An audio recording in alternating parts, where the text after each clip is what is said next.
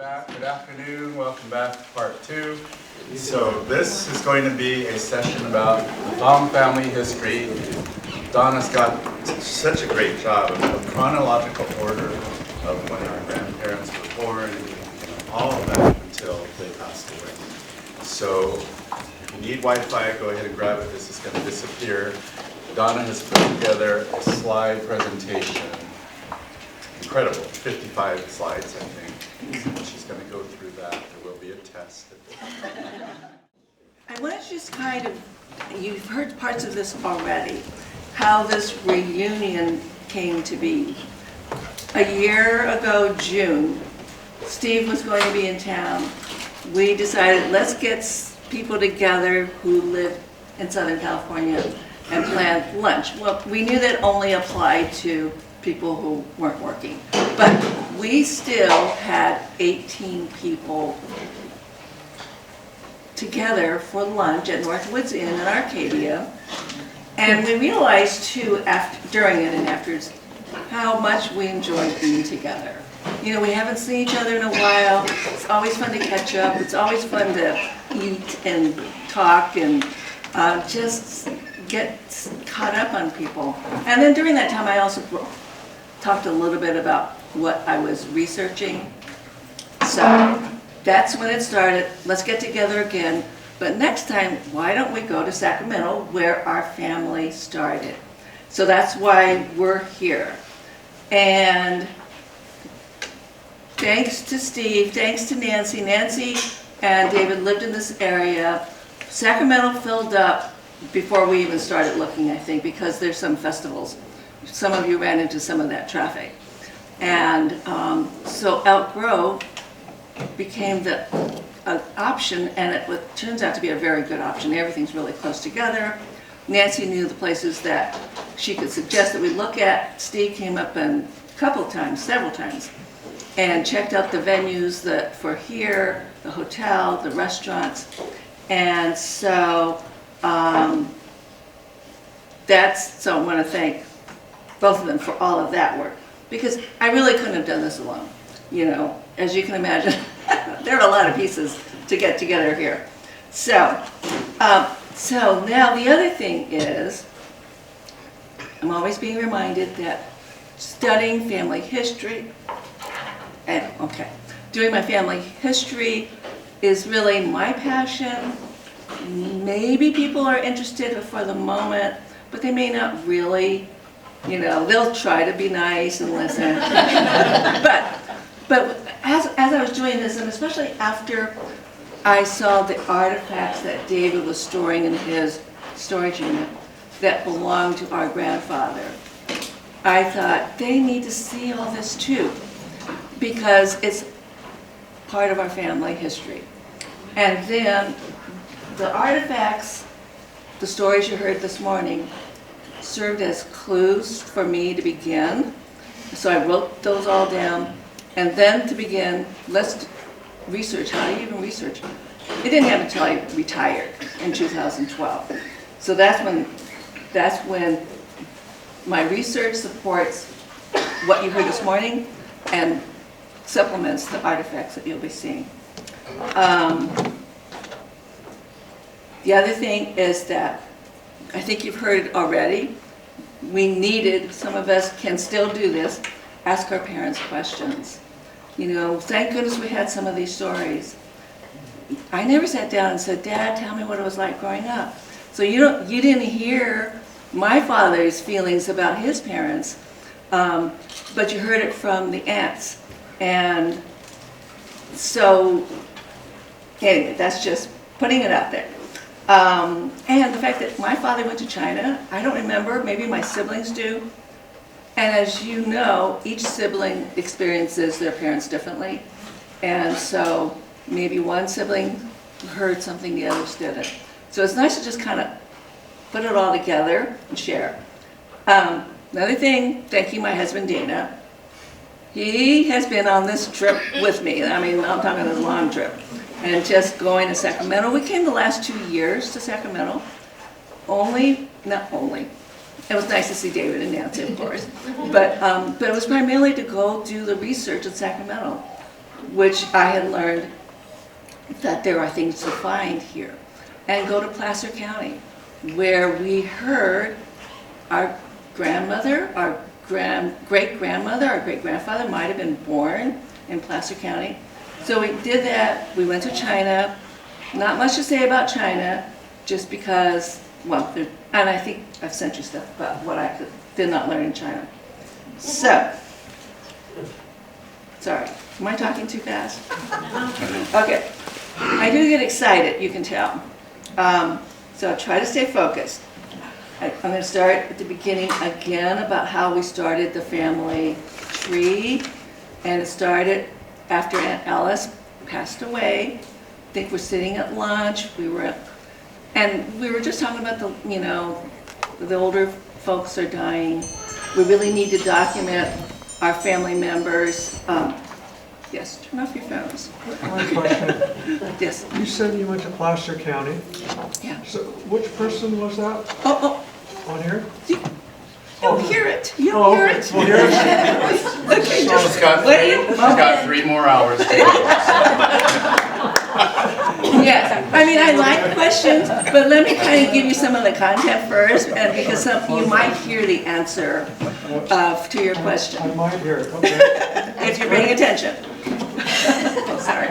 Okay, so anyway, so that was 2009, and so that is when, that summer, I found a website that I thought would be good for our family, good for me to use, to put our family members on that family tree. And I have to tell you that I'm still happy with it. You know, all these years, we've built it out even further branches. We've added more notes. At first, I wasn't putting that many notes because I thought, oh, people don't really care. But then it was helping me to know what I know about their timeline of their lives. Because the family tree is basically just when were they born, died, married, that sort of thing. The notes is where you can put more about their lives. Okay. Now, when I retired in 2012, and so, you know, I asked questions, I had family trees, so Philip had a basic family tree that I took from, I learned about NARA, and I don't know if you've heard of NARA, the National Archives. There's one in San Bruno. You can get, okay, let me see. I won't go, I'll talk about it in a minute. I learned about NARA. We actually also had a family reunion on my mom's side in San Francisco in 2012. And at that time, we went to Angel Island. And, you know, I didn't know the significance of it, really. I just heard of it. But while we were there, so my Uncle Bill, who is my mother's youngest brother, is an immigration professor. He started talking about the Chinese Exclusion Act. And I have to tell you, I had never heard of it. No one ever talked about it in our family. We did not learn about it in school. And if you don't know about it, I won't ask you who doesn't know about it, you'll hear me talk about it because it very much impacted the lives of our family. And, okay, so that's when I first heard about it in 2012.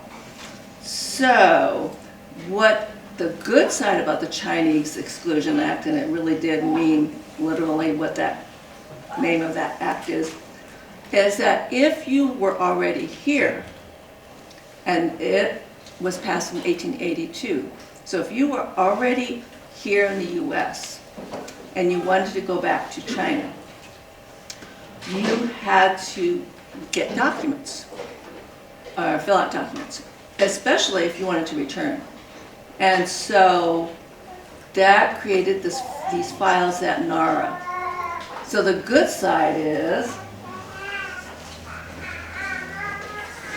you know, we have these pages of interviews that were in the National Archives on our grandfather. Every time he went, every time he came back, more documents.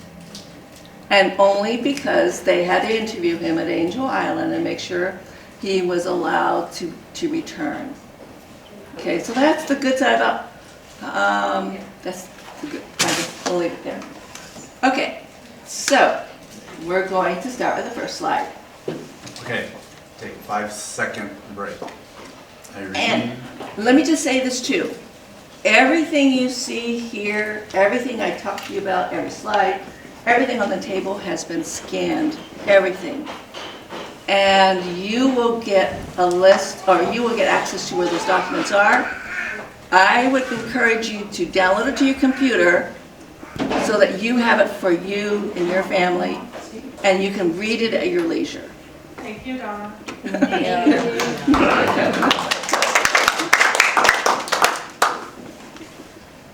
Okay, gee, I need my glasses. Okay, so you can see, so I just drew these, it says, you can read it, oh, I'll read it to you. Can you read it from back there? Okay, so these historical events that took place in the United States, these are things that impacted our family. So the first one, and I actually cannot read it. No, come over here. Okay. Okay, 1882, no.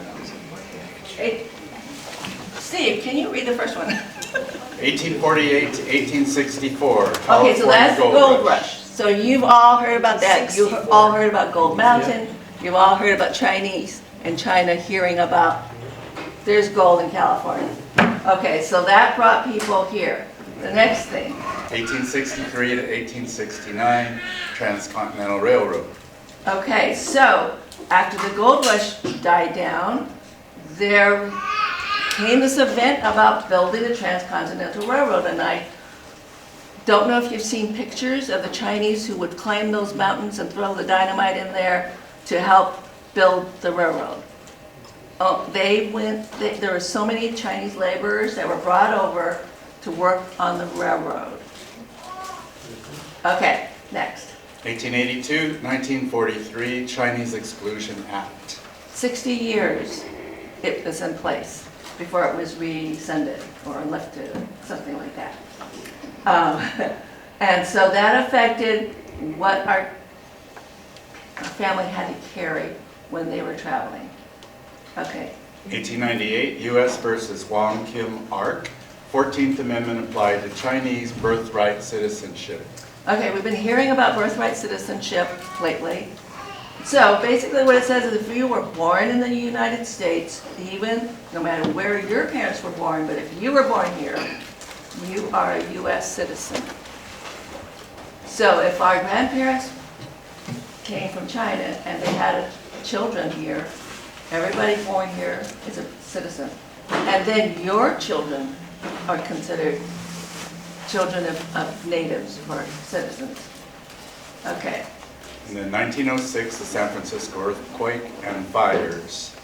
Okay, so this took a bit for me to figure out how did that affect our family. And it had to do with if you needed documents to travel, if you needed a birth certificate, they were all gone now because all those documents were burned up. So what this enabled Chinese people to do, I understand, is it brought on the concept of paper sons so that you could say, my father was born there.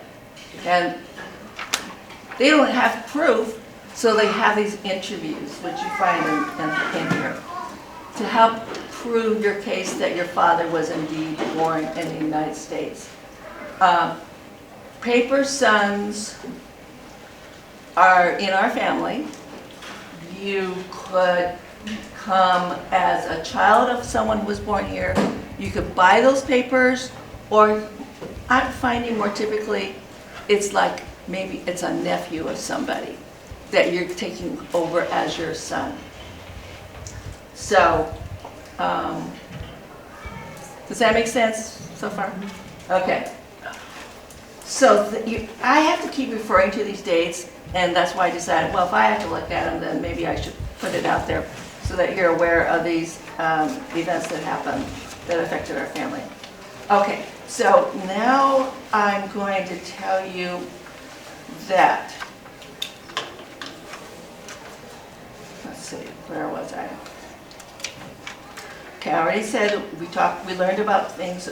So I had to think about this for a while. It was if our grandfather, who we were told, I know somebody else didn't think our grandfather was born in Sacramento, but if our grandfather was born here, that means our grandmother was here. And so for many years people said there weren't women here. There were only laborers here. What did that mean? If for every man who said they were born here, a woman would have to have, because you can look on the census, there were not very many Chinese women living here.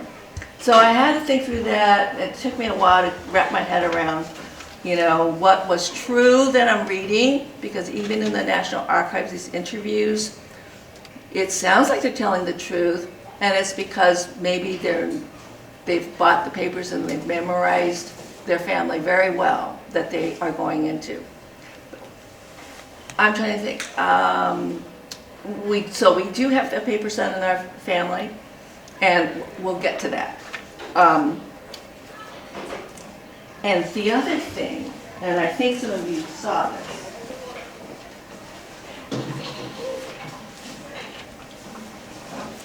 so in what has been passed down are journals that our grandfather wrote in, and they are tiny journals. I mean, the cover is in the back.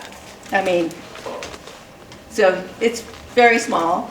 He wrote on every page, every back, and most of it was in Chinese, but some of it was in English, because he was born here. He knew English. And then the reason why they're not in the binder is because Aunt Alice took them out and she translated a lot of what was said. So it's in typed, it's written in blue ink, and so I got a lot of clues from going through this line by line. But I also needed the Chinese characters, because if you go to China and you want to research your family, you have to know the Chinese characters. So if having this is like having gold or something like that, because this is in his writing, and he's documenting his family members being born, the trips he took to China. So this, again, is scanned. I want you to look at it and see, wow, in person, because it is a different experience, of course, seeing it in person versus on your computer. So that's why I'm happy that they're here. Okay, so there's that.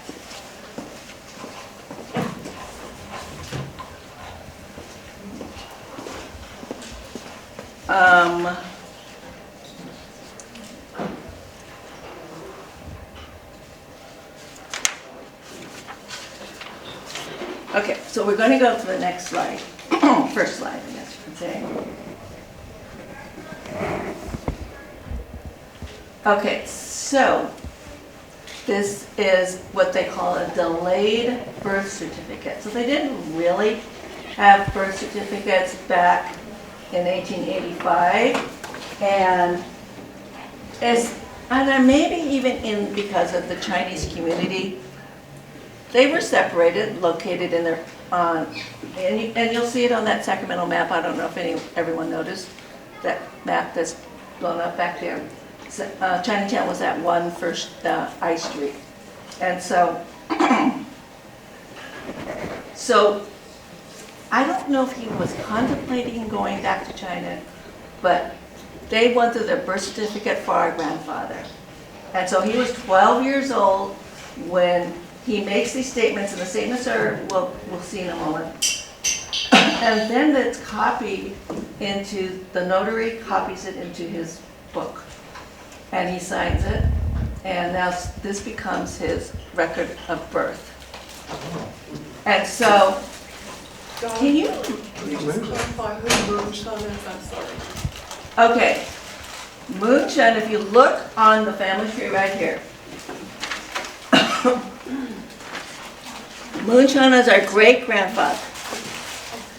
Okay, he was the first person who came, that I know of, okay? And I'm qualifying this is what I've learned so far. I believe he was the first person in our family to come to the United States. And so, he is testifying that his son,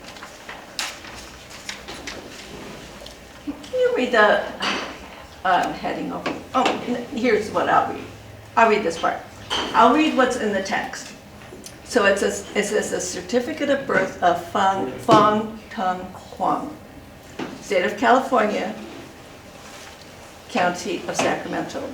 So Fong Tung Huang, being duly sworn, deposes that the above photograph is a correct likeness of himself, that he is 12 years old and was born on the 21st day of August, 1885, at number 402 I Street, upstairs, Sacramento, California. That his father's name is Moon Chun, or Moon Chun, and his mother's name is Gong Shi, and that he has resided all his life in Sacramento. And then there's a signature or seal. And it was dated the 12th day of March, 1898. So that picture is Fred. yes, That's Fred. that is Fred. Okay. Yeah, okay.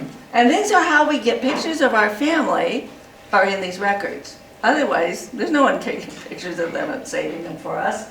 So anyway, Amazing. okay, so now we can go to the next slide. But only that small portion is about Fred, not the right page. Or is the whole thing about Fred? It goes on and on. I don't remember where it cut off, but it does cut off, yeah. So then, here's a supporting statement, and those supporting statements are in his NARA file. So this is our great-grandfather, Moon Chun, and he is testifying that he is a Chinese merchant, and he resides in the city of Sacramento, state of California. He is a member of the firm of Wing Wall Chung Company. That his residence is number 402 upstairs I Street. That his wife's name is Gong Shi, and that he and his wife have resided in Sacramento for more than 30 years last past. And that on the 21st day of August 1885, there was born to himself and wife a son whose name is Fong Tung Huang, and that the photograph is his son, Fong Tung Huang. And he wrote in Chinese, I think. I don't think he wrote the English part, but sort of the. So this is our great-grandfather's saying. First of all, he says that he's been a resident of Sacramento for 30 years. So he could be saying, I don't know if he's saying he and his wife lived here for 30 years, because when we go on further, you'll see his wife would have been only 8 years old then. So he could be saying that he lived for 30 years, and this was just an easier way of saying it. Okay, and so, anyways, so you can see that even in some of what we call documents, you kind of have to get several and kind of see what each one is saying and determine which one might be most accurate. Okay, so now the next slide. Then they have this doctor, and Dr. Simmons is saying, so they have to, usually to do, have any document, you need a supporting witness, usually a Caucasian person, to testify for you. Okay, so he's a doctor. He said that he is a practicing physician of the city of Sacramento, state of California, and has been such for more than 30 years last, that he knows Moon Chun, a Chinese merchant, and his wife Gong Shi, that on the 21st day of August 1885, there was born to said Moon Chun and his wife, said Gong Shi, a son, that Affiant was born at the birth. So Dr. Simmons is saying he was at that birth. Okay. And of said son, and that he has seen the said son occasionally since, and knows his name to be Fong Tung Huang. That the photograph attached, that other photograph, is a correct likeness. Okay, so there's what we have when he was born. So now we need more about his parents. And I don't know when a good time is to show you, but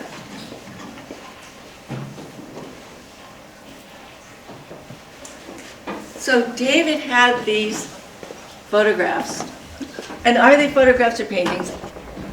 I don't really know. I think, anyway, we have them. I think it's both. Okay, and it's on cardboard. And David said that it was in a glass frame, but the frame had been moldy. But when he removed it, look at this. It's just been in such, it kept it in good care. And so I think these are my great-grandparents, and then you guys can figure out accordingly who that would be to you. But, and I'll show you some more. So you say that's Moon. This That's is. Moon. And this is his wife. So, let me just show you something else that I only saw a year ago.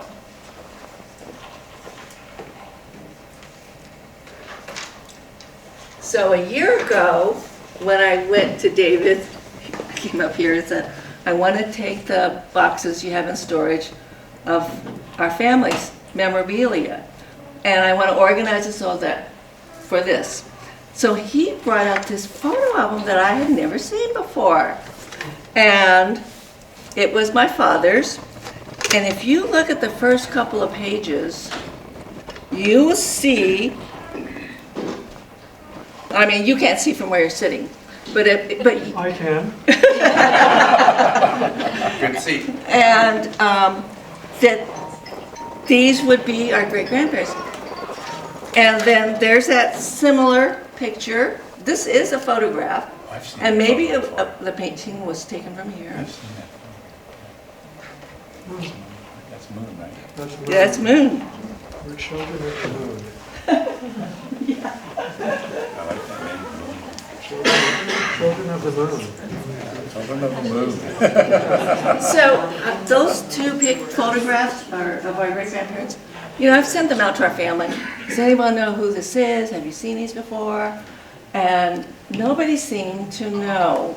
And so I'm going to say that they are great-grandparents. I don't have proof. I don't have anybody's confirming. Nobody's alive to confirm. But I just feel like the evidence being that our father had them, they were been passed down. They look old. Anyway, moldy. so those are our great-grandparents. Science, mold. Okay, so let's go to the next slide. Okay, so this death certificate was in this NARA file that I got. And what it is a death certificate for our great-grandmother. So, I don't know if you can read it, but so remember it was the same year that they got the delayed birth certificate. So 6 months later, or 7 months later, here's our great-grandmother, and it's saying that she died on October 29, 1898. You can see that on the right. That she was 38 years old, as you can see on the left. That she was born in Auburn, Placer County. So that Auburn, Placerville, Placer County, we've heard it kind of dropped a few times. She likely was born there. That is also where they had the railroad communities were in Placer County. So, but she was 38 in 1898. So that would place her being born in 1860. So I'm going to kind of use that number date of when she was born. She was much younger than our great-grandfather. And she said, it might be near the bottom, when they said, how many years have you lived in Sacramento? She said 22 years. So that would have made, she has been living in Sacramento since 1876. So, okay, she would have been 16. Very common young girls to get married at that age. And said she died from natural causes. Childbirth is considered a natural cause, I guess. And it said she was buried at New Helvetia. So that's just really, really good information. This was in this book. I mean, so can you see, it's like little pieces of the puzzle being put together for the lives of our family. Okay, and then, so now she's gone. We have our great-grandfather, and they have 4 kids. So here, and this next slide was like a happy dance day when I found this US Census. Sacramento from 1900, so this is 2 years after she had died. The address is, you can see, 402 I Street. And down at the bottom is line 39. And I've blown those lines up. What's going on? It's okay. Oh, okay. Okay, so I'll read you the details, and the next slide will tell you more. It says that they lived at 402 I Street, that our great-grandfather, Moon Chun, was born in December. So what's nice is they asked you on the census, every census is different what they ask you. That he was born in December of 1835, that he was 64 years old, and that he was a widower. You can go to the next slide.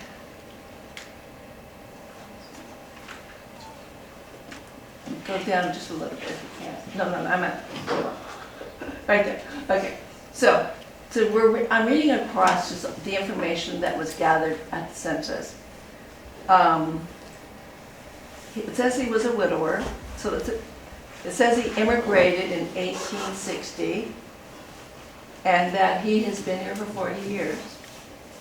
His occupation is dealer of goods, that he could read, write, and speak English, and he owned free and clear his house, free of a mortgage.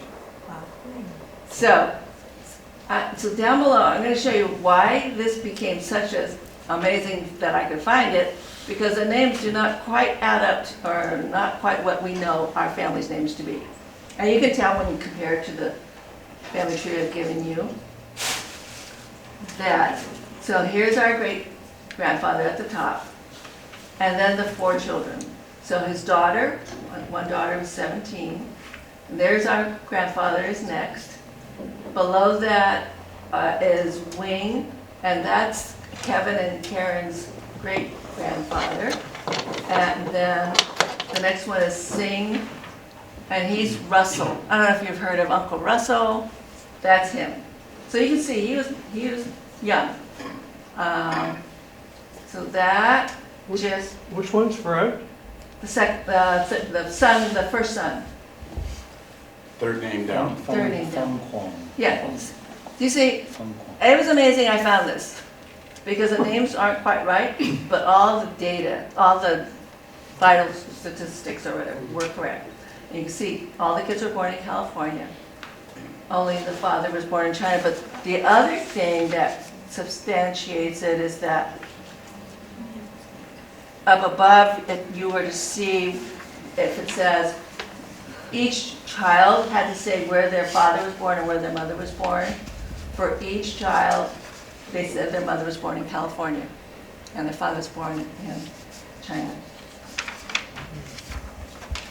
And, okay, so just to be clear, it is your word.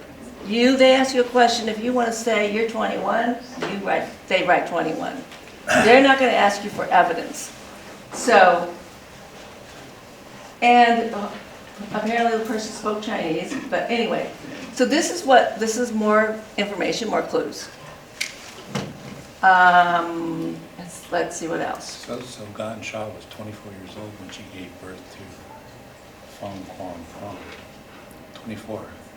And he had children when he was 65 or 59. Yeah, men can do that.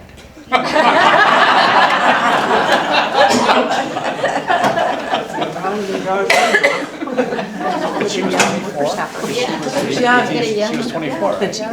I haven't done the math, but she was Yeah, young. she was born in And 1860. from what I've heard, she actually had 7 births and only 4 lived. I've heard that, but I don't have that documented anywhere.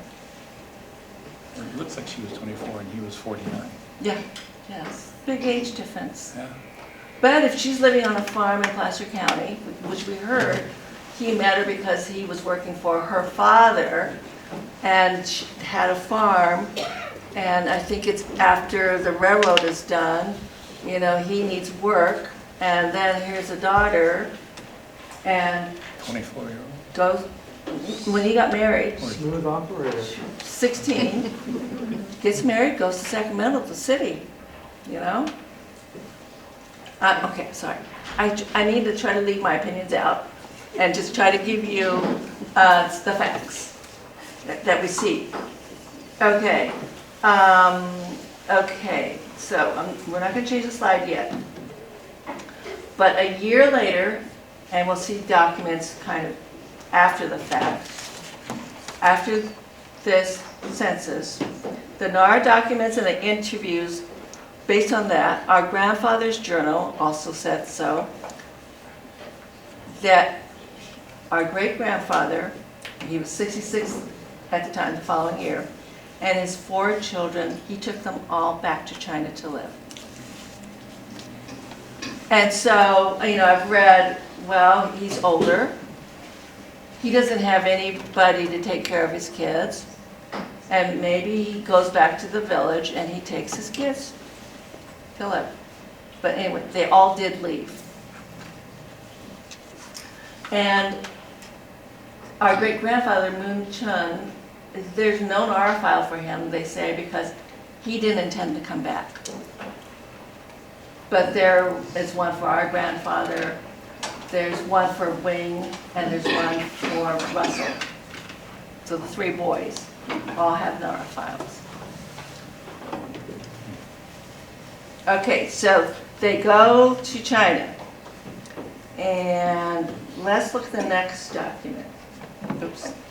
So this page on the right, that's kind of like a copy of his birth certificate. You know, that same picture and the same information of when he was born.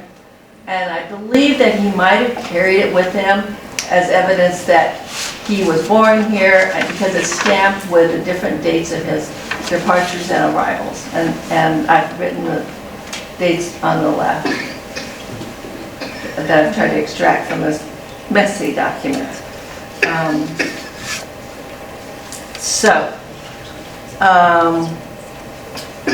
Donna, what do you mean by those different dates? Was he returning? Yes, those are the dates were on there, and I'll tell you in just a moment. Okay, so the next slide. So he leaves in 1901, okay? Now, here he is.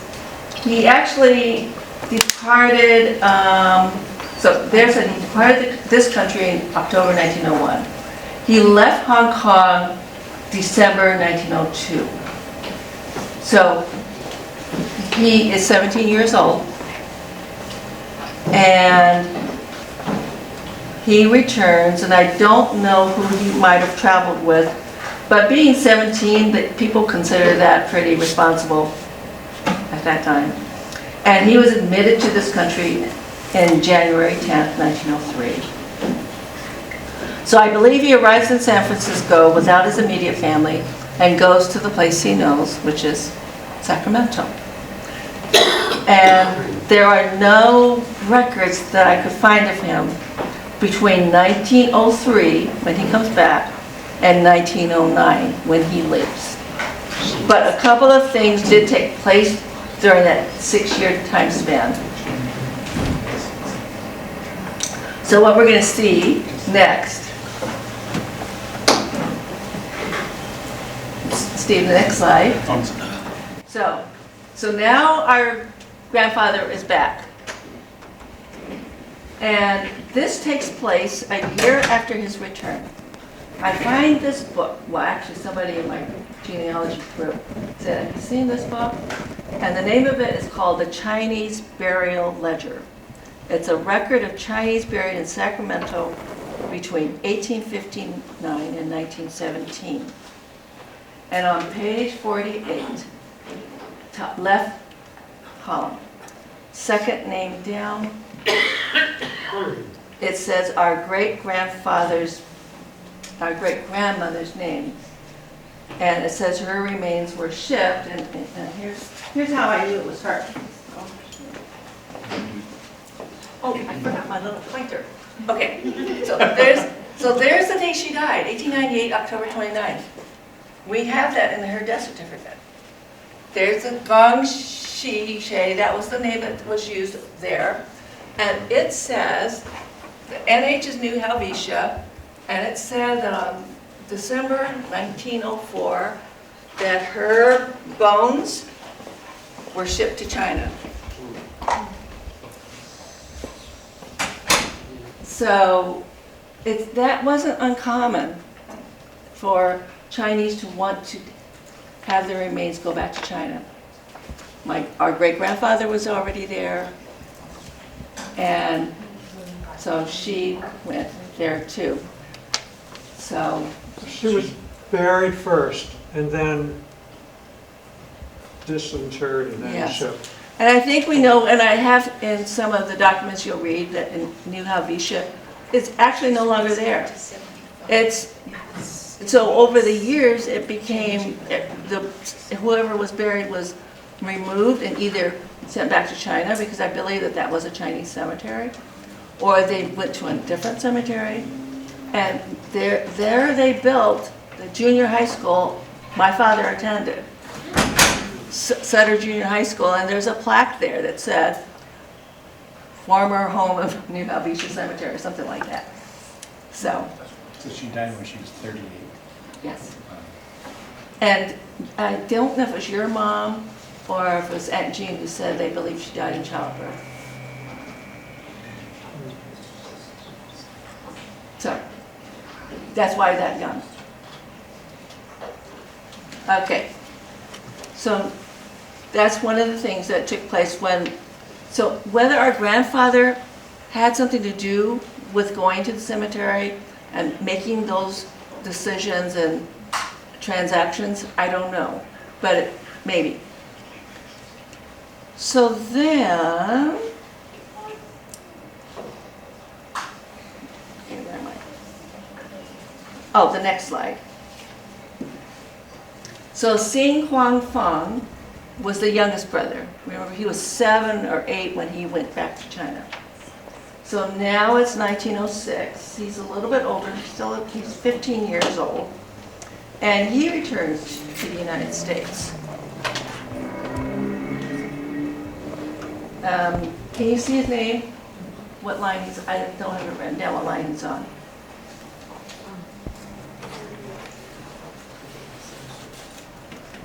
Is that in the bottom? 90? Very bottom. Okay, so there he is. So he's here, and so now the two brothers are here. Then another thing is, when our grandfather applied for a passport in 1924, he said that his father had actually died in China in 1906. So, that kind of lines up. 1906, he dies. Now the youngest son, he's ready to come back to the U.S.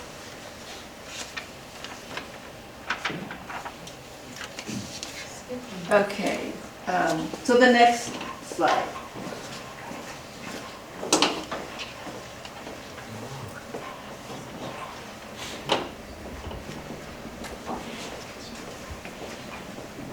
great picture. It's like you. He's so handsome. Oh, well, handsome doesn't go with me. But wait a second, he's pretty young. I mean, maybe, okay, never mind. Okay, so here it is in person. He had to carry this. I thought that every Chinese person had to carry a document that they belonged here. And so, but this wasn't filled out until 1911 or 1912. And so the Exclusion Act had been in place for quite a while now. So I'm not sure how that worked exactly, but he needed it. He had a certificate of identity. And it actually just says that he, let's see if I can read this. Okay, so in 1909, which is before this was documented, at age 23, he begins preparing to return to China with the intention of finding a bride. So there are no young women in the United States that a Chinese man could marry. So they usually go back to China, almost always go back to China. I mean, it was a common practice. And so he left in May of 1909. Our grandparents marry on July 20th, 1909. So like you heard, they look through a book, pick out a bride, they hardly know each other, and they get married. And so this was 1909. They got married in July. A year later in May, Bing Soon is born. May 1910. And so Fred decides to return a year after that. June 8, 1911, he returns, but our grandmother is pregnant at the time with Uncle Hall. He will be born after our grandfather leaves.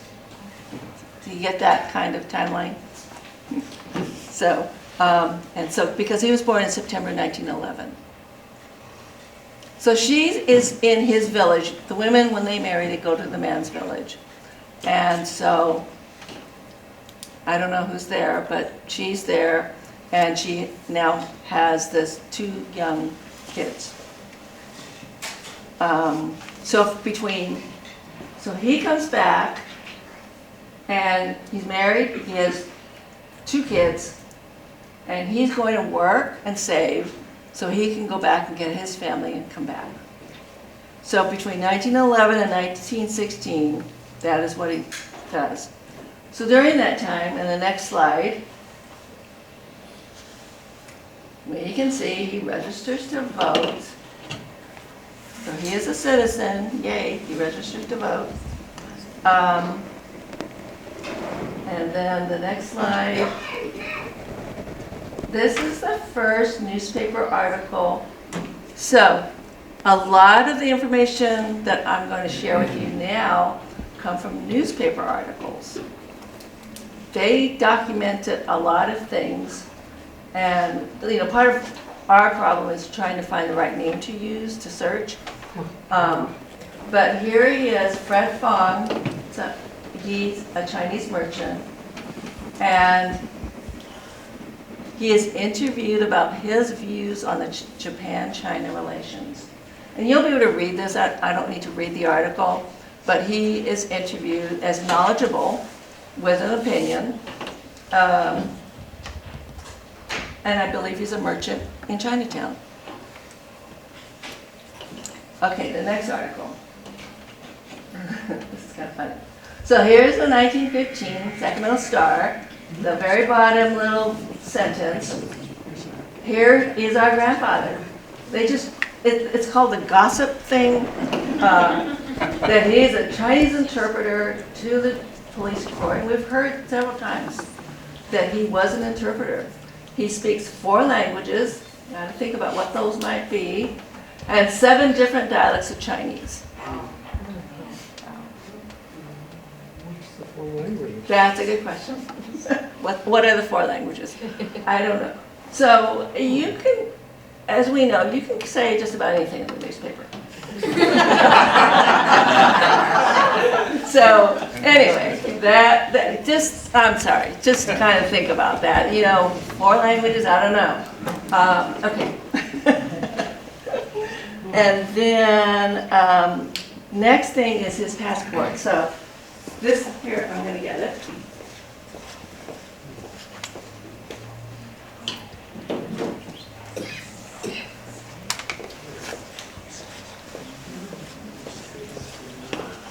This was tricky to scan, but this was folded up so that it fit into a letter size envelope.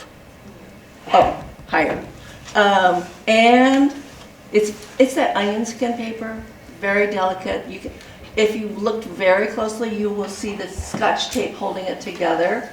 And so I didn't want it handled, but I wanted you to see this is something he had and carried, his passport.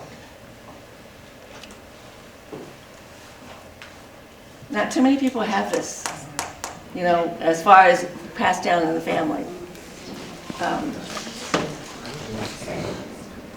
Let me see what else I have to say about that. So he gets his passport in 1916 because now he's ready to go back to China to get his family. So he departs in March of 1917. And then the next slide will show. And so you can see sometimes these documents that are online, it's just not easy to scan. They're so old, these documents. And they didn't do a very good job. And I've looked several places and that's just the way it looks. But what it does say is this is the passenger list, because I know what it should say too. So he went to China in 1917, and now he's coming back in November 1919. He is coming back with his wife. His son, Bing Soon, is 10, and Hall is 9. And maybe just a little side note, Bing Soon hasn't seen his father in how many years? And so he grew up with his mother, and then same thing with Hall. But while Fred is there in China, he has 2 more kids before he comes back. So he has Aunt Alice, who is 2. As soon as he got to China, he got to work. And then Edna is 2 months old. My mom. Yeah. Yeah. Birth of my mom. Yeah, so it's a good thing he was there. And I think she was actually born in Hong Kong, right? Is that right? Yeah, she was born there. Okay. And so, so this is the passenger list with their names on them, and they're coming back from China. Okay, so then in the next slide, gosh, hurry. Okay. 1920 census. So this is a few months later is the 1920 census. So it shows the family living on J Street. So that's a block over from I Street, where in Chinatown. And that his occupation, he's a retail merchant. I don't know, I think they're at the bottom of the list.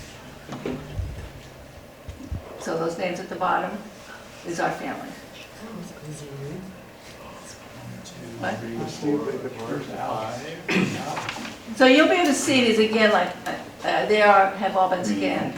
Mango. It's your mom. That's her Chinese name. Which one? Third from the bottom.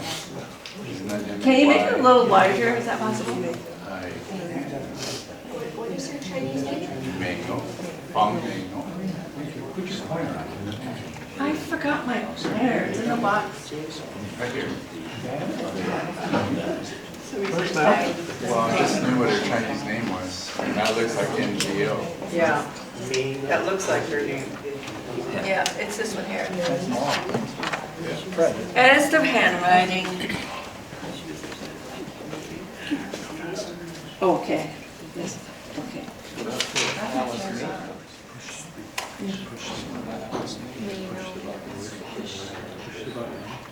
Oh, does it look like? Okay, got it. Okay, all right. Going right along here. Okay, so here we go. Next slide. So here is now they're living. Now the family's here. And so, one of the first slides in 1921 is the grand opening of Canton Cafe. We know that's where our grandfather was owner for a while. Don't think he was the owner at this time. So, this is 1921. Next slide. So then we have birth announcements of Aunt Jean and my father, 1920 and 1922. And on both of these, it says that they are now living on 4th Street in a home. And I have land records that say, I don't have them up here, but there's a book here that I have, a book of land records that I got from the county recorder's office that shows when they acquired that property. Okay, next slide. Okay, so now it's March 1922. Bing Soon is 12, and he apparently has not been happy here. And he is sent back to China, or he maybe goes back to China. And he goes to live with Harry's family. So Kevin and Karen's grandfather was living there at the time. Goes to live there with his uncle's family because Harry and Bing Soon are 2 years apart. Okay, so they're cousins. So now Bing Soon is not living with them. Next slide. Harry Nim, maybe? No, No. Harry Fong. Harry Fong, okay. Okay, so here is the deed where Russell apparently was the owner of the Canton Cafe, and he deeds it over to our grandfather. January 1926. And then Fred is born a couple of months later, in May 1926. He does die in 1934. Okay, next slide. And here we have, this is in the newspaper, I think David knows, these legal transactions have to be posted in the newspaper. And so here he is purchasing the house where he will live for a while on 6th Street. Okay, next slide. And they even say he is making repairs. It's listed there. He's at the bottom, I think, of that list, next to the bottom. Is that right? Yeah. Yeah. So see how funny that you find these your ancestors in the newspaper for these little things that you think are little, but then they put together, they kind of tell you a story about what was going on. Okay. Next slide. Okay, it's now October 1928. Bing Soon, he left in 1922. He returns, and you can see this document belongs to our, so this is Kwong Wafang. That's another name for our grandfather. So it's a very, yeah, you have to keep track of all these names that they use. Like 10 different names. Yeah, okay, so if you slide it up just a tiny bit, you'll see, oh maybe you were, okay, that he is coming with Bing Soon at the bottom. So he goes back, he says, Bing Soon, time to come home. And Bing Soon gets married in May before he comes back. And so, next slide. Okay, so in May 1929, our grandmother, Yi Kui, and Aunt Alice, they go to China for Yi Kui's mother's 70th birthday. And when they come back, next slide. That's anything else? Yes. Small pit. Small pit, what is that? Well, they try to describe, they think they're describing how you look. So that if someone's trying to pretend you're that person, they would be able to catch it. Okay, so here they are on, this is the passenger list for their return. And with them is a wife for Uncle Holly Chu. So to me, this was I think this is unusual that you actually bring the wife without the guy there, without, you know, usually the man goes. I've not heard too often of someone bringing a wife over, but maybe that happened. It must have I think that happened. Oh, okay. You know a lot more than I do. Yeah, so anyway, so she wanted to come, she wanted to get married, so she's on the passenger list. So that was September Auntie 1929. Alice had to approve. Yeah, Yeah. I think she usually has something to do with it. She may not be on this list, I didn't, so some of them are on different pages, I just didn't want to put a lot together. But you'll see her in the next page too. The next slide. So here's a year later, the 1930 census. And living together with Fred, and so Fred and our grandmother, Yi Kui, is Bing and Hall, and it says Lee, you daughter-in-law, Alice, Jean, Donald, Fred. 1312 6th Street, and this is where they will continue to live for at least the next 10 years. So the US Census is used a lot when you do genealogy to find where they live, who lived there, and get some of these little details about them. Donna, this is really good about Uncle Derek said he wanted to make sure to say that his grandpa had 2 three-story buildings at the time, so that would have been. Right next door to each other. Yeah, 2 3-story. Yes, I believe he's right, because when you look at some of the documents, sometimes you're living at 1306, sometimes you're living at 1312. Okay. And so, So you know, I didn't two. quite, and I've Can you seen repeat some of the maps that I haven't quite figured out. Can you repeat what she said? Oh, so Sophia said that Derek, our cousin Derek, who couldn't be here, and he's our oldest living cousin. He's 91 or 92. He wanted Sophia to know that our grandfather owned 2 buildings. 3 stories, what is that specific? 3 stories, 2 buildings next door to each other. So some he rented out, some extended family lived in, but there were 2 buildings. On 6th Street. On 6th Street. So here's another thing. My parents couldn't buy a house anywhere in 1950s. Here it is in 1920s, and he is able to buy this house, these houses in Sacramento in the 1920s. I think it's very remarkable, but I think it also says something that we've heard about our grandfather being a very good business person, a very good socially, You have 10 and had a jobs. lot of connections. Because he didn't have to buy it in someone else's name. No one else had to buy it for him. He bought it straight out. And it's in the land records too. Okay, next. Okay, so now you have newspapers. And the one on the far right was the first one I could find that our grandfather was the owner now of Canton Cafe. So I think what you have heard, and the newspaper articles say a lot about every fundraiser he was involved in. He was the director of different committees for, he was a director of the Chinese Chamber of Commerce.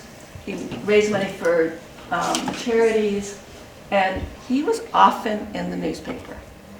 And he was also, at a later time, the director or the English secretary for the Fong Chinese Association. So he was busy. Anyway, so that's just representing. You will see I have over 60 newspaper articles of our grandfather, and they've all been scanned. You get to read about them.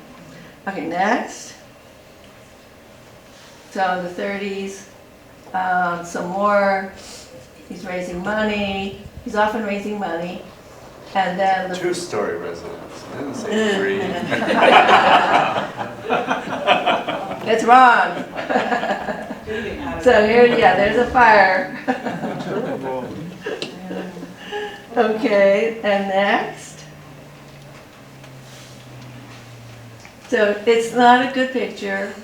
But in this picture of the Chinese drum corps, which is, they say, America's only Chinese drum corps, Aunt Jean is in the first row, and then our father is in the behind her, in the second row. Just have to kind of take their word, because underneath is a wording and it says their names in order. Where is he? Oh my goodness. This is my mom, right? It would be, this one would be your Oh, that's my mom, and mom. I think this one's my dad. But if you scroll up just a little bit, you'll see the names, that in her row, there are two people to the right of her, see? See right here, Beauty and Ellen, that's her row. And my dad's row, there's, They're Fong. yeah, look at all the Fongs. Yeah. And so, yeah. Jupiter and Moon should got together. So, yes, I mean, I knew my dad was in this group. I mean, my dad was very proud of his life in Sacramento. Okay, next one.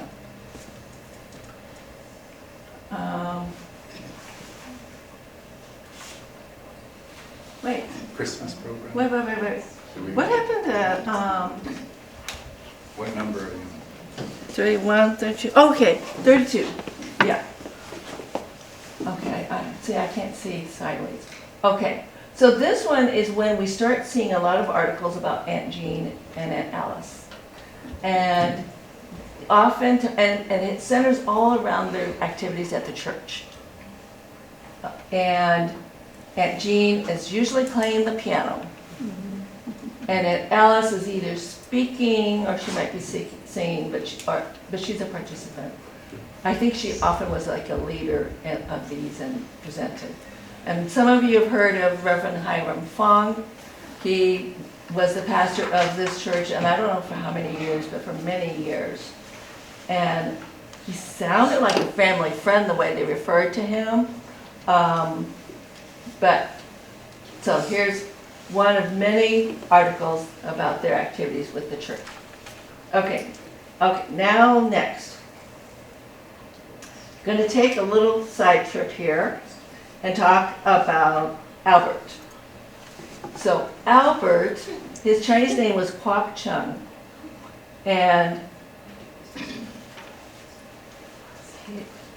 Bing Soon, remember he got married before he came home? Right? Yes. Well, his wife was pregnant, and so this is his son, Albert. Is that right? Did I say that right?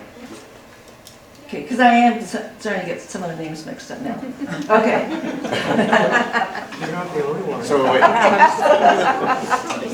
David, come on. Bing Soon was the oldest of the family, right? Yeah. Oldest son. So Bing Soon and then Paul. Yes. Okay. Okay. And then Okay, so do we have that right? So Bing Soon, remember, he went back when he was young, and then he came back with our grandfather when he was 18, but he had gotten married. Where? In China. He'd gotten married in China before he was brought back. But so while he was gone, this child was born. And I think the dates are right. So he traveled on the ship with his father Bing Soon. Albert was only 5. Okay, so he was in the village with his mom. Now this man, his father, comes and gets him with a cousin, Harry, and they come to the United States. Okay? I hope this isn't too much information, but are you tired? Hey, Tom, this is departing. This is departing. This is departing? This is coming, arriving. Okay? So this is 1934. So we know that your grandfather had been here before, but this was just, I'll talk about him in a second. So we're talking about Albert, because he comes in 1934. And the next page is an interview so this is an example of a page in these NARA books. And I have the NARA files for Bing Soon, for Hall, for Harry, and our grandparents. and my father. And I think Steve has some for his family. Anyway, so there's an interview, and he said, again, like I just said, that Bing Soon married in May, and, oh, actually, he had 3 kids, and he must have gone back again. And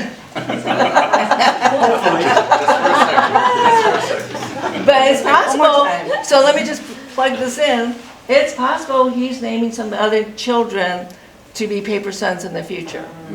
Okay, he's putting slots in there. So, he has 3 children, so that's what this interview, and there's a lot more, and there's a lot of repetition. It'll be interesting if you guys take the time to read. Okay, next page. So here's the part of the interview where they're asking Bing Soon, for some reason they're asking him about his uncle Fong Wing Kwang, also known as, oh no, this is Harry's father. So Fong Wing Kwang is our grandfather's brother, okay? And so he's saying, well, Fong Wing Kwang died in 1923. But before he died, so he went back in 1901 with his father and our grandfather. Okay, look at your paper. You'll see Fong Wing Kwang is the 2nd son. So he's the 2nd son. So they're asking, what happened to your uncle? And he said, well, I lived with my uncle's family, but he died in 1923. But before he died, he had these sons, and you can see there's a list down there at the bottom. They all seem to have a lot of sons, and the second one down is Harry, Kevin and Karen's grandfather. Fong Sik Liang. Yeah, Fong Sik Liang, and that's Harry. Okay, so that's the story on that one. Okay, and then the next slide. So this is when Harry comes back for the first time. He comes for the first time. I don't think he's been before. And he says that he is the son of Wing Kwang, and he arrived in January 1926. That he is a son of a native. So he was allowed to enter the U.S. because his father was born here, and he was able to prove it.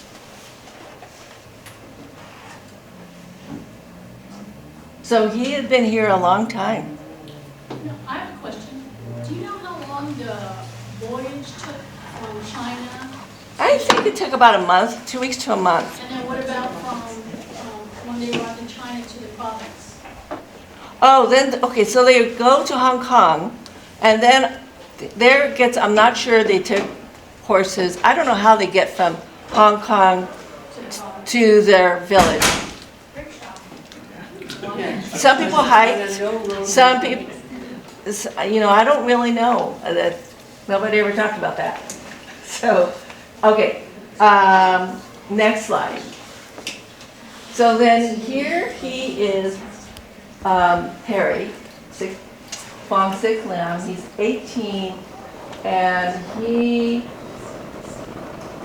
this is his certificate of identity. I showed you my grandfather's. So he comes over as a student. And the next slide. Oh. What does parole evidence mean? What? Because it's in on a. I don't know. I haven't looked that up. Actually, I heard he was picked up for drunk driving. No, it would say that there. Some sort of evidence that he showed that he was a son of a native. So we would have to look up what that word means at that time. So he came, so this is Harry. He came in 1926, and now it's 1931, and he needs to go find a wife. So he goes to China. And 5 years later, and then the next slide.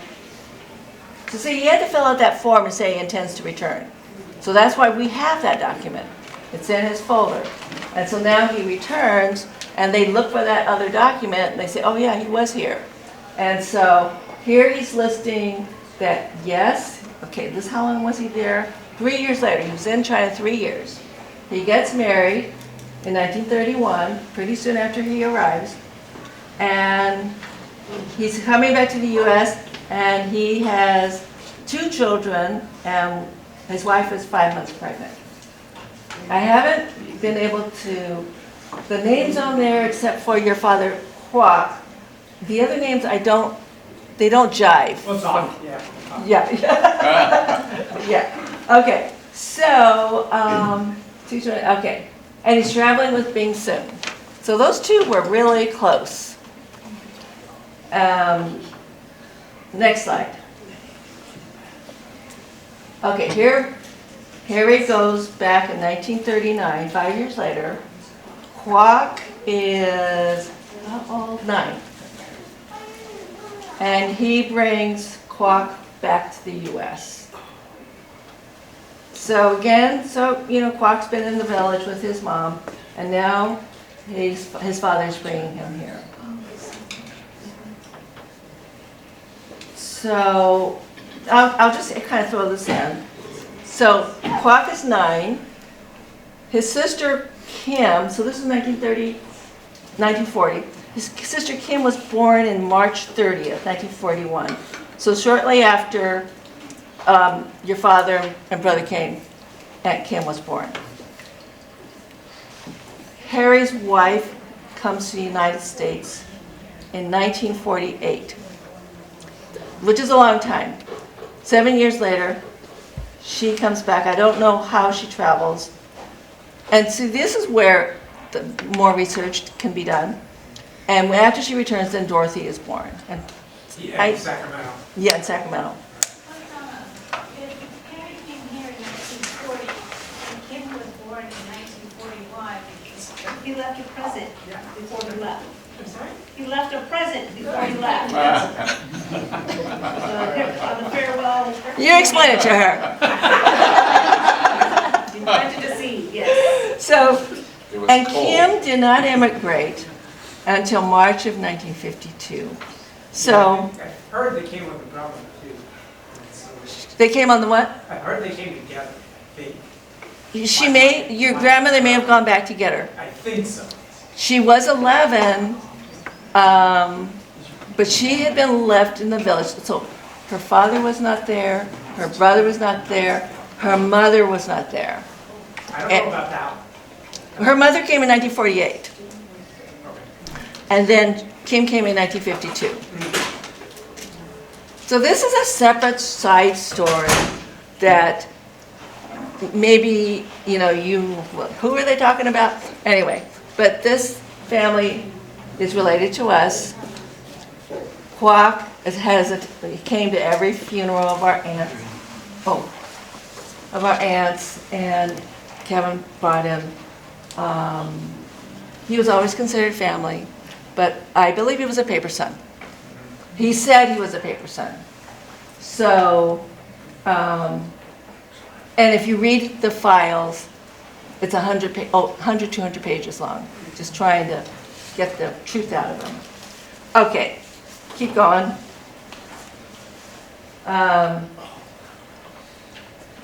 This is Aunt Jean. She's working on some paper mache dragon.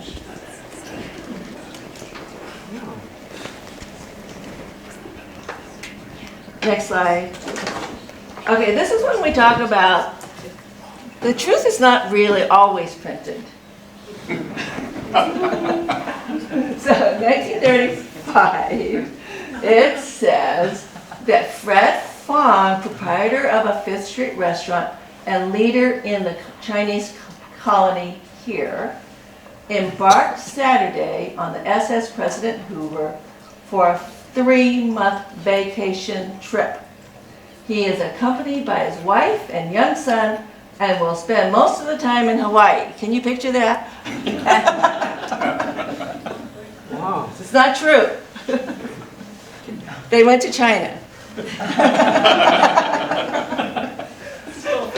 Okay. And brought a paper, palm Don't tree, believe what you read.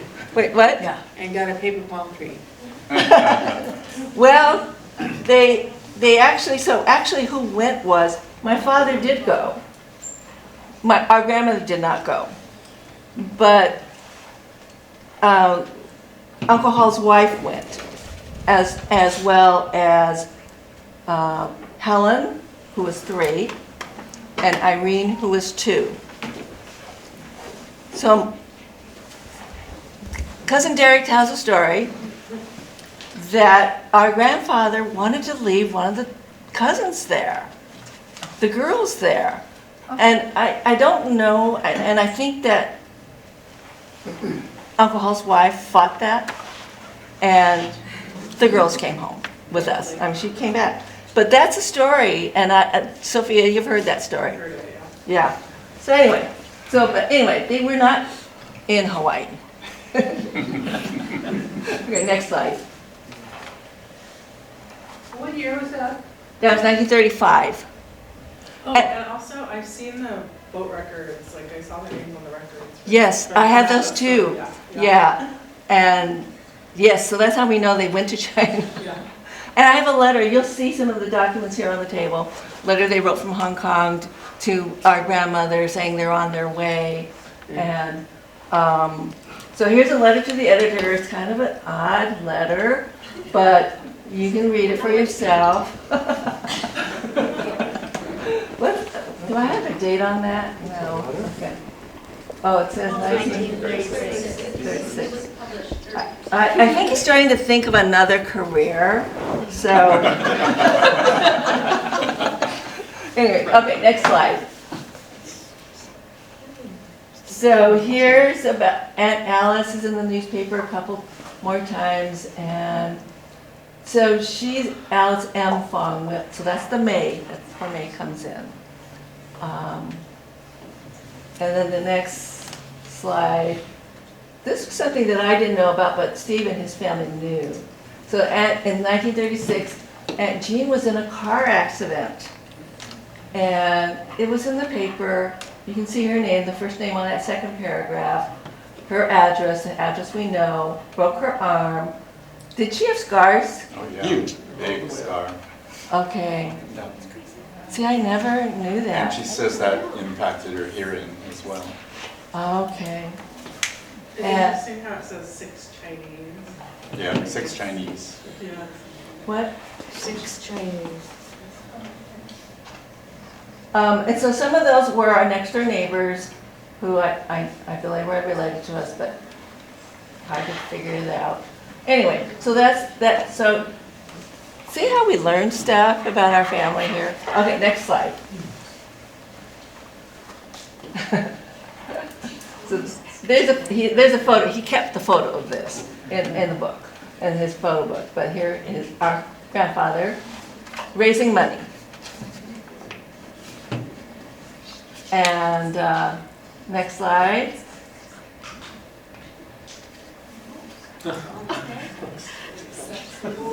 Here's an article about the Christmas program, so that they always had special events. And our dad played the saxophone, and Aunt Jane played the piano. Okay, next slide. So it's kind of a funny thing about them moving. So in 1940, our grandfather and grandmother and my father are on the 1940 census, which took place in April. My father graduated from high school in January, Sacramento High School, and now they're living in Los Angeles. It's still a mystery to me. He had the Chinese restaurant. He had his community activism work. He was well regarded. People called him all the time. Why would he move? Maybe he was tired, I don't know. But they moved to Los Angeles. I don't know who they knew down here, but they moved to Los Angeles, which is why so many of us are in Los Angeles now. So the next one, so back to the 1940 census, it said that they were renting. He's a manager. He's a Chinese herbs. He was also an interpreter. Oh, that wasn't in there. And it says my dad is 16. 1940, he was 18. So anyway. Next 1940 census is Sacramento. And here's where it lists, so now 1310 6th Street, that's another number. They're all next door to each other. This is Uncle Hall is living with his family. He uses several names too. I think here he uses the name Clarence. And then his kids. His wife, let's see, his wife is in her occupation. This is it. So I always heard she worked at a cannery, but here it says inserts food in cans at a food cannery. Okay.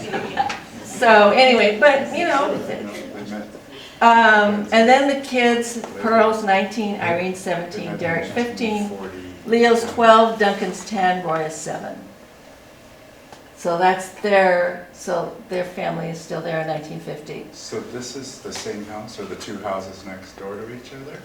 Yes. Okay.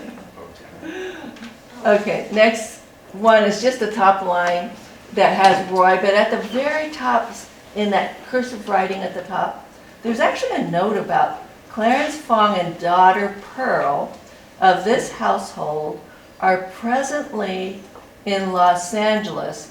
Remember, this is 1950, and will be there for the duration of census enumeration. Hence, they will be reported in LA. The mother unknowingly reported them without hesitation. So this is 1950 census, so our grandfather, somebody said he was helping to move Uncle Hall. I'm not quite sure what was going on. I don't really know. Okay, next. Oh yeah, we already did that one, huh? You mentioned it, yeah. Okay, go on to 51.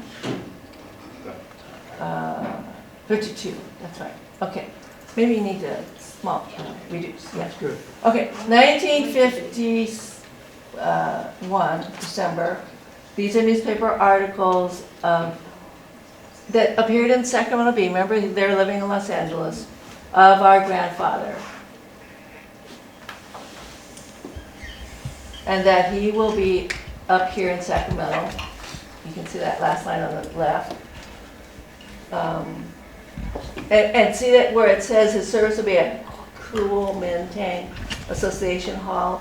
So we have pictures of that, and you'll see them over here on the table. And then that he'll be buried at Sacramento Memorial Mausoleum.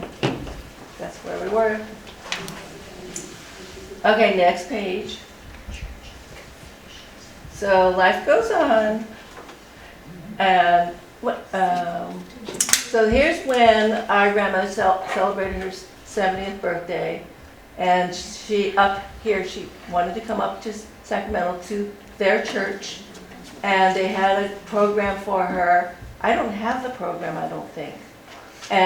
But it's pretty well described in this article about who was there, who did what, and that they presented a podium. The unfortunate thing when we were at this church, Dana, Nancy, and I were at the church, because they're now in their third building since this original. The last church had burned to the ground.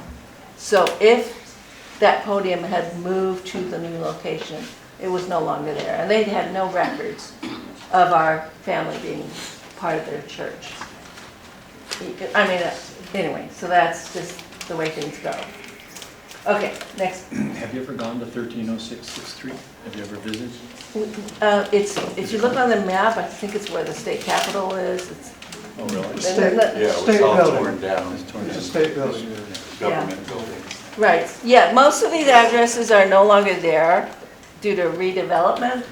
And you know, it's over 100 years old.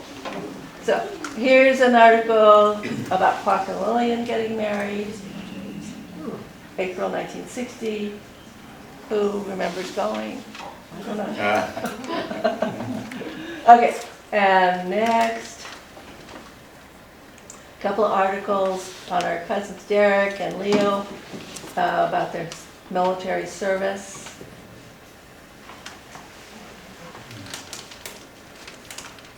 You can see the second one has them now living on V Street.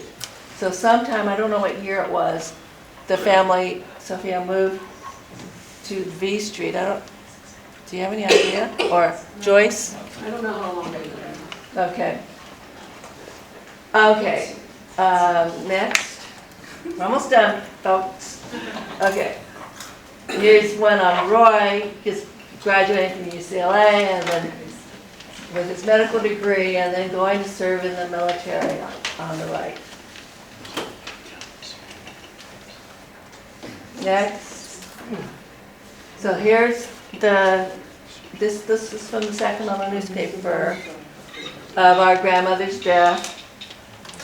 And she died in Monterey Park, and she went to Sacramento for her funeral and burial. And I know some of us were there, 1968. So you'll get a copy of all these slides. And, gosh, what time? Do you know what? Oh, okay. I was supposed to finish it too, wasn't I? No, it's okay. They didn't say she died in You're San right. Gabriel. I know. What did I say about newspapers? Yeah. Okay, so that's Donald's in St. Gabriel. the end of my part, and I'm sorry. I didn't time myself before, and And for now.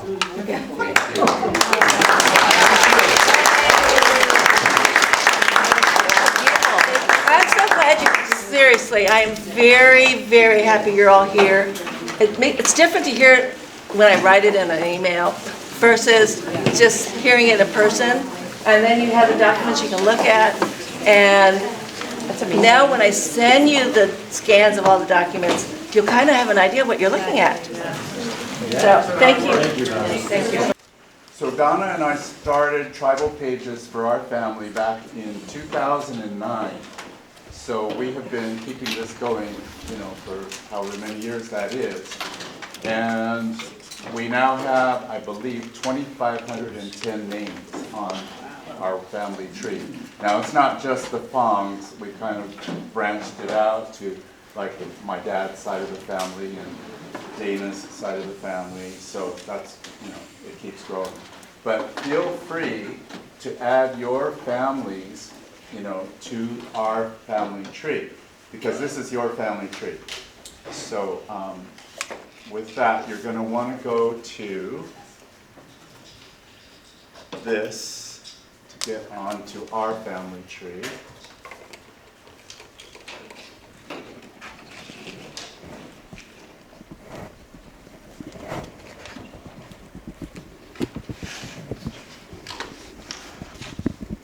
Anybody onto it yet? Yeah. Okay, what does it say? Does it say to the right side, log in, or request an invitation? So you're not a robot, and that takes you to the Fong and. Okay, so make sure that you're not a robot. Okay. And then you'll get on. Now, are you seeing request an invitation on the right upper side? Yes. Some of you are, some of you aren't. If you've already been on, it'll say welcome. Okay, so if you've never been on, then it'll probably say request an invitation. Do you see that? Yep. Yes? Yes. Okay. Well, Winston, if anybody has questions, could you do it? If you need help, raise your hand, and Winston can come, or anybody else. Dana, anybody else who's really familiar with Tribal Pages? Raise your hand so they can help you. So, are you on a page that says request invitation on the right? Okay. So that's what you would click on to request an invitation from Donna so that you could have your own account. If you do not have your own account, then you're not going to have access to add things, to edit things. You're going to only be able to view like people who've already passed away. Okay. So you want to make sure you have an account. It's paid for. Donna and I have been paying for it since 2009, so it's free to you guys. Please take advantage of it. Do you want donation? Of course, anytime. No. There's a basket at the door. No, I'm just kidding. Chips. I'm just kidding. Okay. Now, those of you who have been on it, you're going to just log on. And in order to log on, you're going to need your username, which is usually your email address, and a password. Okay, so after you have gotten your invitation, you've become a member, then you're just going to log on with your password. Okay, who does not have an account? Raise your hand. A few. So most of you have an account. That's great. All right, so only. What's that? Is there any way you can satisfy the request now so they can create their That would account? be Donna. now, Donna's the and administrator. then so they can get in now? Well, that's a good question, Mark. Okay, so if you're not We'll a get back member, to you. Just send me your email. no. If you're not a member, use my email address. This is a one-time only offer. StephenChunim@gmail.com. And use the password Scotties, all capital letters, no apostrophe. That's my password. It's only good for today. What if I already have Why? permission to view the website, but I forgot the password? Then use mine. So, Just go back and log in under my email. Scotty. Well, my email, StephenChunim@gmail.com. Password Scotties, all caps, no apostrophe. With a Y. Okay. Two T's and a Y. All right, I'm going to try to get to there. Hold on.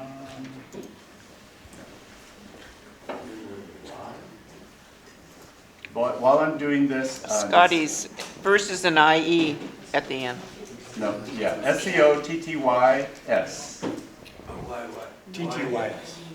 No, I'll see, SCOTTYS. All right, who's caps. trying to make trouble?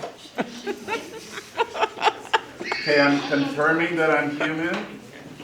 I'm done. Okay, does everybody see this? Or have you seen it?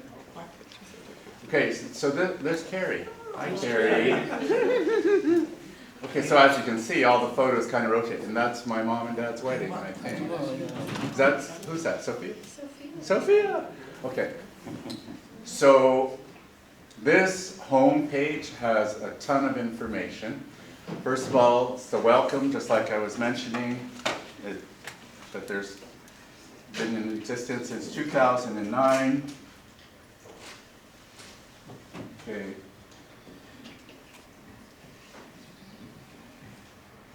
So, okay, let's scroll down to list of last names. Obviously, we're going to go to letter F for Fong, since that's what we're doing here today. Okay, look what happens when I click on Fong. There's 119 Fongs there, right? Okay, so it's not letting me go any further without signing in. So that's why you need to get an account to sign in. So I'm going to sign in. For today. Right. Hold on. I didn't get the technology gene. Okay. And I didn't get the hair gene like the Lowe brothers did. That's manual. Yeah, but there was a reason for starting that. Okay, so now we're into the Fongs. Look how many Fongs there are. Okay, so very important thing that maybe you don't know and you've already been using it. When you're doing genealogy, when you enter a woman's name, it always goes in under their maiden name. Okay? So even though a woman's married, they're going to enter a family tree using their maiden last name. Okay? So that's very important. So, wow, look at all of these people. Anybody want to look at theirs? Or let us use theirs? No? Okay, all right. Use Alice. We're gonna use Alice. Okay, so Alice Fong. She's listed under Alice May Fong right here. She's listed as being born 1918, passed away 2009. Her parents are listed here, so that's Fred and Yi Kui. Okay. Shows that she was born in Hong Kong, May 22nd, 1918. Passed away May 6, 2009 at the age of 90 in Stockton. Burial, Rose Hills Memorial Park in Whittier. Was married to Spencer Lowe on September 6, 1944. That's the photo that we had of our grandparents. It was taken at that wedding. Okay. It also shows that Uncle Spencer passed away October 18th of 2001. And then it shows their 4 children. Okay. And then it goes into their children, who they're married to, and their children. So who should we pick on? Fred. Pick on you. Okay, well, we have 2 volunteers here. Okay, I heard Mark, he's sitting next to me. We're gonna click on Mark. Okay. Woo! All right, so Mark. You haven't. I didn't age at all. You haven't changed.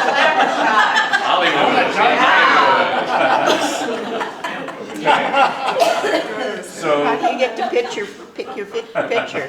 Can we verify? Some of you people do need to update your photos. What do you say? What do you say? Including myself. Okay. All right. So this says that, okay, Mark's parents, Spencer and Alice. Okay, Mark's birth date. You're 66 years old, correct? Correct. Okay, it's all right. And the lady to your right is Pauline Lim. Okay, all right. And this is where you were married? Right. I was there. Yeah, that's where you were married. Okay, all right. And then the 3 handsome sons, right? Uploaded some new photos too. You uploaded some new photos. Okay, of who? All of them? All of them. All right. Well, Christian's here, right? Yeah. All right. Well, we'll pick on Christian. Okay. Well, that photo. Wait. More photos. Under more photos. Oh, God, maybe we shouldn't have volunteered. Okay. So Didn't know this. you were doing all this. This is actually one of my favorite photos. Yeah. That was a great photo. Yeah.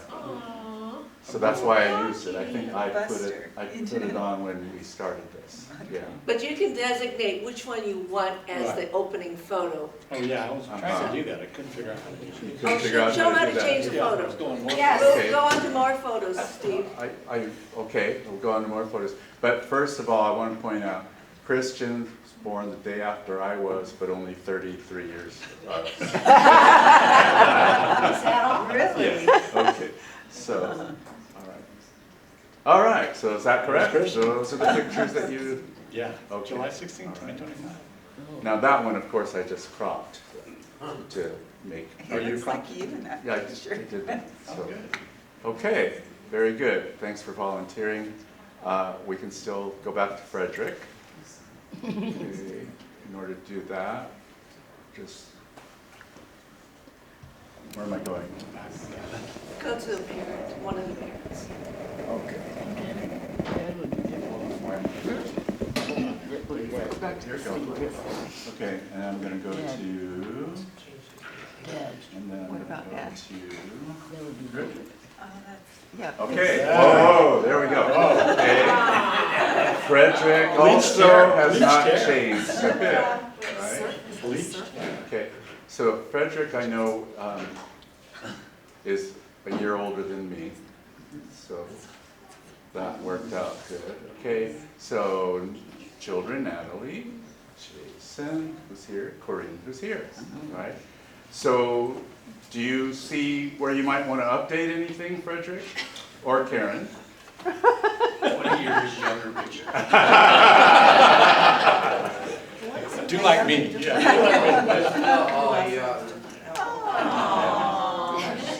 Okay, so who put these? Yeah. Did you put those? You gotta tell us about these pictures, Frederick? Fred. Did you put? Bottom right, There's a Fred. younger version of you. That was the younger version, yeah. Many moons ago. That was at a wedding, I believe. Yeah, it looks like a wedding. Oh, you know what? I Was think- that I think at it the was our Cimarron wedding. house? Oh, it was your wedding, okay. Right, Craig? I think. I don't know. You're in a And truck. is Fred sitting on the sofa? Hayden. Click that black His one. head in on. This one? Yeah. Can't you see your picture? Hayden. Hold on. All right, all right. You get $100 if you can name every single person. Oh, well, I see Mark's mom. Oh, Spencer. Okay, I see I'm gonna try, Or no, is that Calvin or I'm gonna Steve? try. Oh, Okay, that's so- your Oh, mom. Calvin's down there, so So- that's Steve. Hey, And- Steve, click on the Zoom button right there, make it That is bigger. a great picture. Oh, yeah, you're right in the Arrow. middle on the sofa. I feel Okay, like you're all so left to right, top row, Minnie, Minnie, Grandma, Teddy, Teddy, Hannah, me, Steve, Jean, Alice, Fred. Fred. Is that Fred? Yeah. Uh-huh. Is that Fred? Uh-huh. And then there's Calvin, Yeah, okay, bottom left, Calvin, Calvin, Joanne. is that Joanne? Yvonne. Yvonne, Donna. Donna, and And Spencer. Spencer. This is such a great picture. I love it. No, I love it. okay, It's a great picture. I think that was taken at the Cimarron house. So what year might you think this is? If well, baby is- I'm still being held by my mom, so before probably 1959. probably 1954. 54? I was born in 53, so Okay, what am I so- look like? yeah, Less what's than a the year date old, on right? So maybe even the latter part of 1953. Okay. So, okay, we could spend forever on photos. Yeah. Yeah, That yeah, was really cute, though. yeah. That's cute. So, okay, back to the home page. I just wanted to point out a couple other things. Wait a minute, who's the one in pink? Is that Hayden? Hayden, it says Hayden. She's Why here. is it under Frederick's name? Do you mean it's you, Because it's Hayden? Frederick's grandma. Yeah, so Oh, he she doesn't could've have put her it- own box? Yeah, no, he could have put Oh. it somewhere else. Okay. So cute. All right, so I'm going back to the home page. Okay.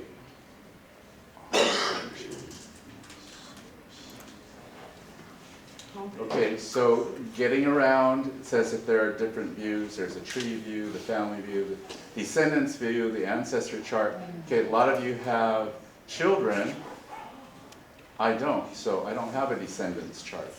So, but everybody should have an ancestors chart. This is an ancestors chart, and we have to pick somebody though. So let's just pick, I don't know, let's go back to names. I'll do mine. Now you're definitely going to see a picture that needs updating. Stephen Chu, here he is. Oh. Looks like a podcaster. 50 years and 50 pounds lighter. That's a great shot. That's a nice shot. That is very Very cute. handsome. Yeah. Okay, so ancestor view. Okay, have everybody seen this view before? No. Okay, so that's Yeah. ancestor view. So my mom and dad, of course, and then the 5 of us siblings, and wives, ex-wives, husbands, ex-husbands in some cases. Okay. Yeah. Okay, there's other views. So, like I said, I don't have descendants, so my descendants view is going to be 0. Okay. Family. Okay. If I go to Harry, then it's going to have my dad and five of us children. Okay. But this is what I wanted to show Add your you. family. If, Okay. you know, if you wanted to. It's all kinds of reports that you could print out here. Donna, you printed out this report? Up here? No. Oh, No. the one on the family tree here? Uh-huh. It wasn't a report. A report really gives the vital information, but this is more of a tree. Okay, so ancestry report. Yeah, see, Okay. So that's my dad's mom and dad, and then great grandparents, and then, okay, how about people? People's a good one. Stories. We want to really emphasize all of you putting stories into your family tree, because those are so interesting, rather than just listing names and dates. These stories, now look through some of the ones that we have here. And some of them are what we used for today. Yes, The Aunt exactly. Jean wrote, it was put here, so it's easy to find. Right, exactly. So we really encourage you to interview people, write up the stories, and put them in here under your name. Just connect them to your name. Dawn, did you ever find out whether we could actually enter stories? You have to type it, you have to retype, as far as I know right now. So if you have it and it's 10 pages, you have to type every word. But I couldn't do it because I wasn't. Yeah. You can probably Able to do it. a translator or No, something, that's simple. scan a document and actually pick out the words, digitize Well, that's the words. true too, you Yeah. do it that Digital way. digitized words, and you can just copy. Right. it. Yeah, Okay, ChatGPT. so what if you want to add on? Everybody knows how to add on? Add like a new baby or things like that? Can we go back to where we would enter a story? Where? Stories. Okay, you would enter the story under the person's name, correct, Donna? No, you go to stories, All right. People. where you were, the story category. And then there's, well, you have to I think you could. add. That's where I ran into problems. Okay, It's let's been a while go. since I've added. Let's go to the story. name. Let's go to the name. Okay, Okay, so let's say, who asked that, Joanne? Yeah. I had to be an administrator or something like that, so I couldn't do it. Okay, so so, you know you're not signed in as an administrator right now. You're just signed in. You tried it, it didn't work. Oh, okay, so, You mean, you can enter stories in the edit. yeah, that's right. Edit's on So the everything top. you would do would be, where's that? Once it says you go to edit, means I'm not sure. Admin login account. yeah, go in here, yeah. And then now you'll be able to show. But the thing is you won't be able to show them everything they can do, but you can show Yeah. them. They can always get permission if they can't. Mm-hmm, Yeah, From you? right, yeah, yeah. right. I just changed your label instead of member, you can be like administrator. Yeah. Okay, wait, so.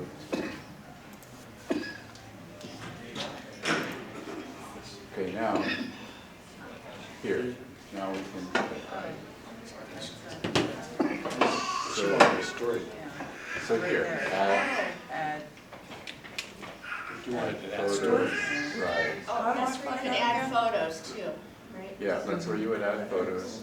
Where do I? Go back to the stories heading and see if it shows now. Click on people.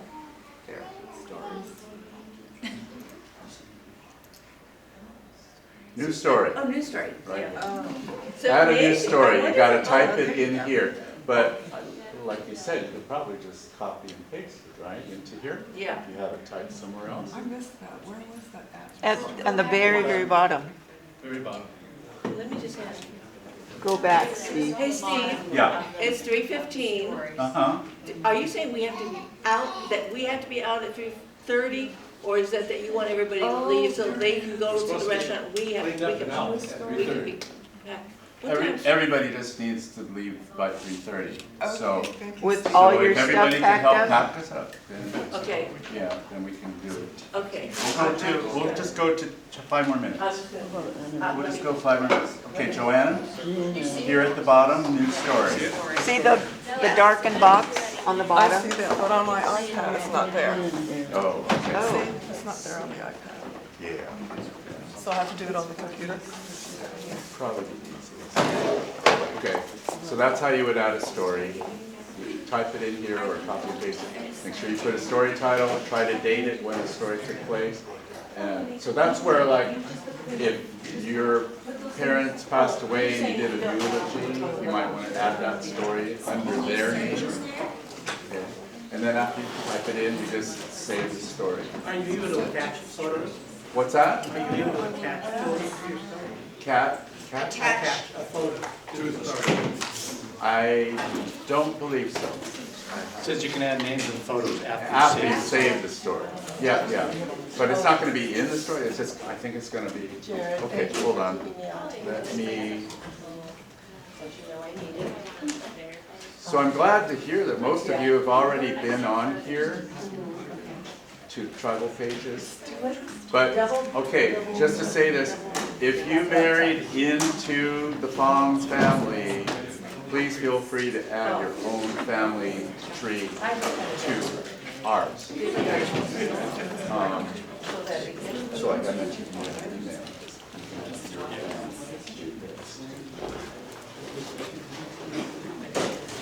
Okay, so like this is what Joanne read today. And you see there's a photo over here. So that's where the photos would appear on the story. What about adding just photos in general? Oh, okay. Then we just go to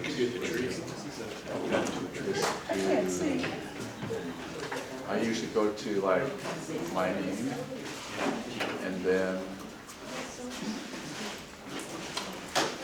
I do here.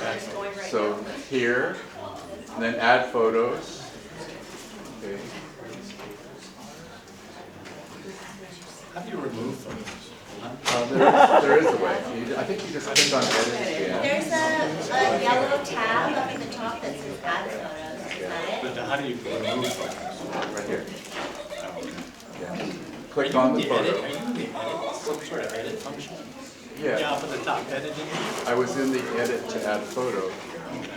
Oh, edit? Stop. Edit got you into this. Can you go back two times? Yeah. Go back one more time. And then there's a yellow box up at the top that says upload photo. Right. So yeah, you would upload new photos here. What was the question? Sorry, I think you got it. You got it. Okay. Is there something important you wanted to say? No. So this was a really rushed session, but like I said, I'm glad most of you are on tribal pages.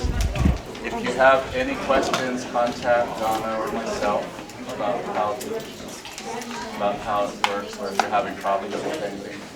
Even since 2009, I still sometimes have to, get through on how to do something. But it's a pretty user-friendly site. So please take advantage of it. We're going to get ready to go here, so everybody knows where we're headed next.